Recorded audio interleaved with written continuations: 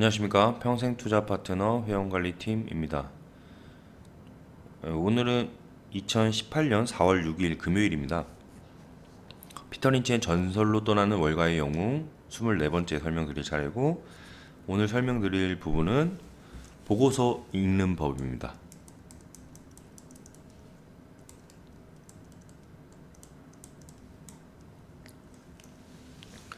수많은 연차 보고서가 쓰레기통으로 들어가는 것도 당연하다. 광택나는 페이지는 한눈에 들어오지만 쓸모가 없고, 검은색 숫자들은 중요해 보이지만 이해할 수 없으니 말이다. 하지만 단 몇 분 만에 연차 보고서 내용을 파악할 방법이 있다. 사실 나도 몇 분 이상은 소비하지 않는다. 포드의 1987년도 연차 보고서를 살펴보자. 지금 제가 여기 펼치고 있는 게 그 포드의 연차 보고서고요.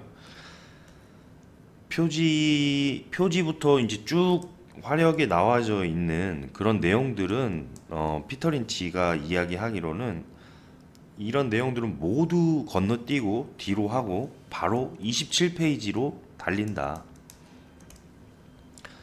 여기에는 보잘것없는 종이에 인쇄된 연결 재무제표가 실려 있다.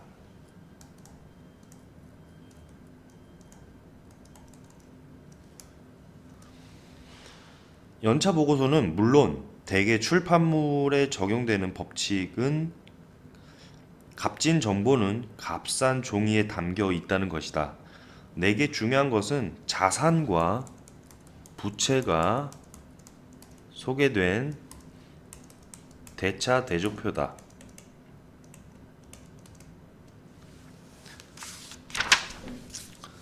지금 해당 부분을 그래서 한번 살펴보겠는데요.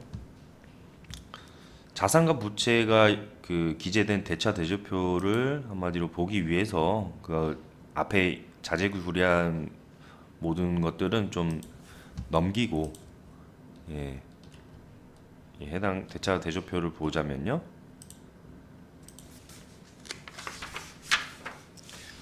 유동자산이라고 쓰여 있는, 잘 안 보이실까봐 제가 조금 더 확대를 해드리겠습니다.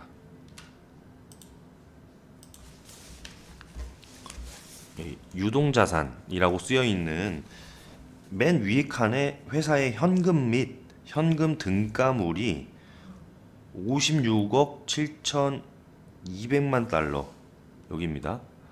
56억 7,200만 달러, 유가증권이 44억 2,400만 달러 라고 나온다. 이 두 항목을 더하면 회사의 현금성 자산 총액을 구할 수 있는데, 현금성 자산 총액 반올림하면 대략 한 101억 달러 정도가 된다는 것이죠.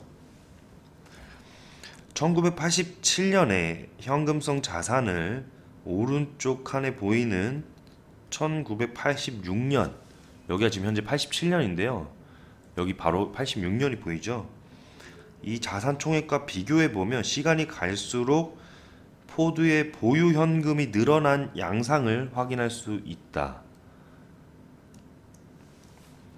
회사의 번영, 이 현금성 자산 총액, 이게 이제 늘어난 모습이 나오죠.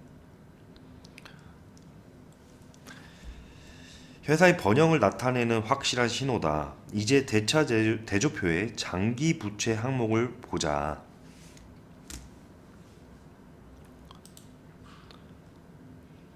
장기 부채 항목은 여기서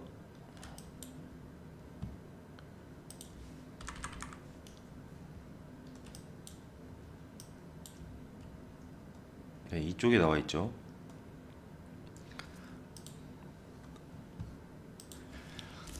(1987년에는) 여기가 이제 87년이겠고요.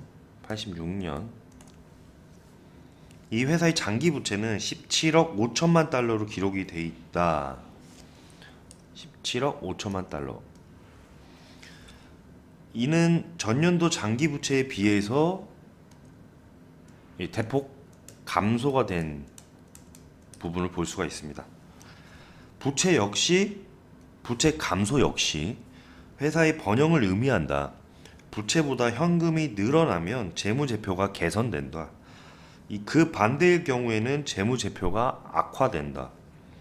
현금성 자산 총액에서 장기 부채를 빼면, 예를 들어서 아까 101억 달러 정도 됐었죠? 여기서 한 17억.5 이렇게 뺀다면 대략 한 83억 정도 달러에 83억 한 5천만 달러 되겠죠?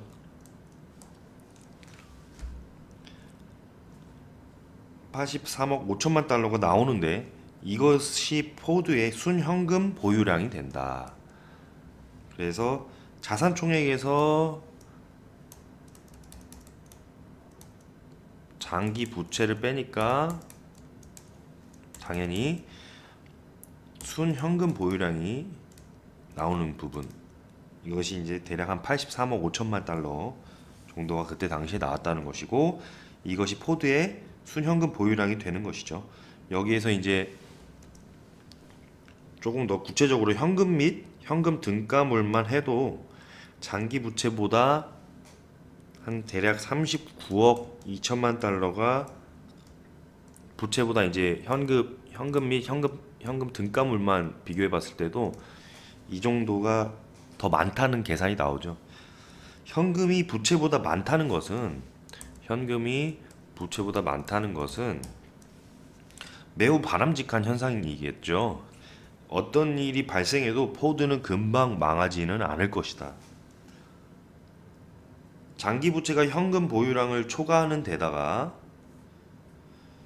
현금이 계속 감소하면, 반면에 그렇죠, 이런 모습들이 나오면 부채가 증가해서 회사의 재무 구조가 악화되는 경우도 종종 있다. 하지만 간단한 연습에서는 재무제표가 강한 건지 약한 건지 정도만 파악하면 된다. 다음으로 이제 다음 장에 있는 제가 10년 재무 요약으로 넘어가서, 잠깐만 넘어가 보겠습니다. 제가 자료를 또 준비했는데요. 예, 여기 보시면 10년 재무 요약이 나오고,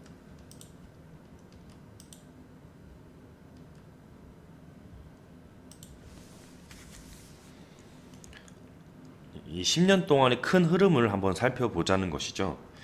유통 주식 수는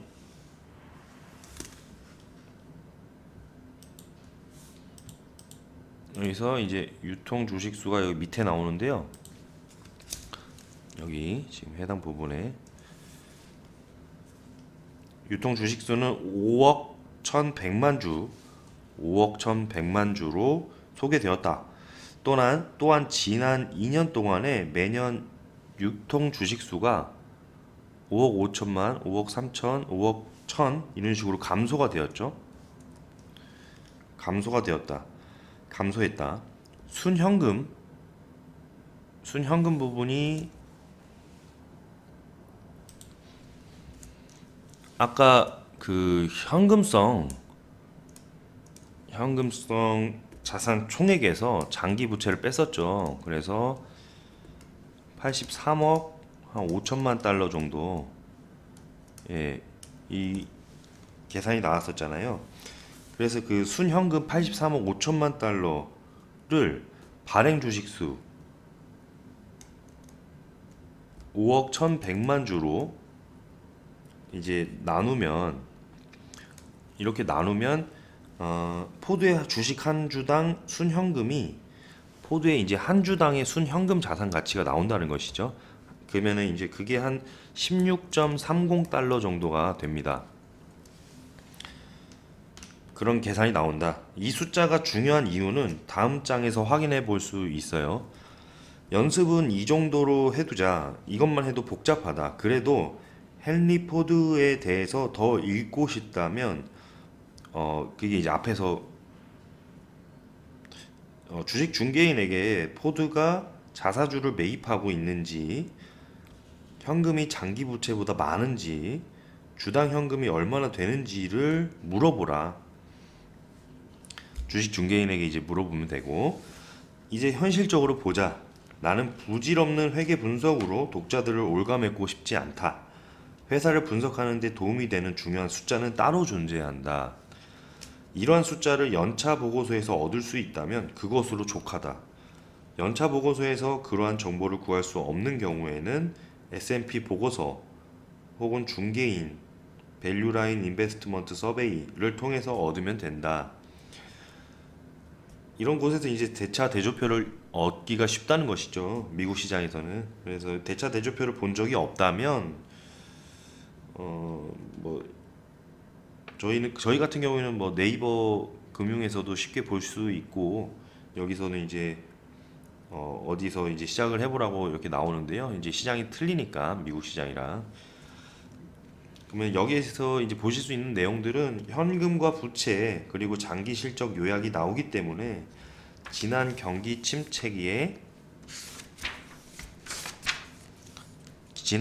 침체간에 발생한 일이나 이익 증가 여부나 배당 지급 여부, 이익 증가 여부, 배당 지급 여부, 또 침체기에 발생한 일,